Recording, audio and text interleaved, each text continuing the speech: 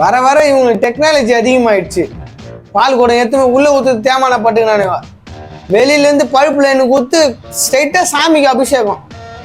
எவ்வளோ பால் குடங்கணக்கில் பால் ஊத்துறானு பாரு. இந்த பால் எடுத்து போய் இல்லாதவங்களுக்கு எல்லாம் கொடுக்க மாட்டீங்க. அந்த கல்லு மேல சாமி மேல ஊத்தி அந்த சாமி இந்த பாலை ஊத்துறீங்களே, அந்த சாமியாச்சும் சந்தோஷப்படுமா? அந்த சாமியே சந்தோஷப்படாது. இந்த தற்கூரி பசங்கிட்ட மாட்டின்னு நாங்க நான் பதம் கொள்ளையிறேன் அப்படின்ட்டு இவ்வளோ பாலை எடுத்து போய் நாசம் பண்ணுகிறீங்களே. சாப்பாட்டை வேஸ்ட் பண்றது எவ்வளவு பெரிய பாவம் தெரியுமா? அந்த பாவத்தை கடவுள் பேர்ல இவனுக்கு பண்ணுகிறானுங்க. பால் அவ்வளோ பாலை வேஸ்ட் பண்ணின்னு கடவுள் மேல ஊத்தினுக்கிறானுங்க பாருங்க. மாரி ஒரு தற்கூரி பாத்துறீங்களா? எவ்வளவு பால் ஏங்க, ஒரு 30 லிட்டர் பால்னு கூட வச்சுங்க. 30 லிட்டர் பால் கிடைக்காம ஒருத்தன் பதம் வலிஞ்சுன்னு இருப்பான். டெய்லி 10 ரூபா பால் பாக்கெட் வாங்குறதுக்கு கூட ஒரு சில பேருக்கு வழி இல்லாம கஷ்டப்படுறவங்கலாம் இருக்காங்க.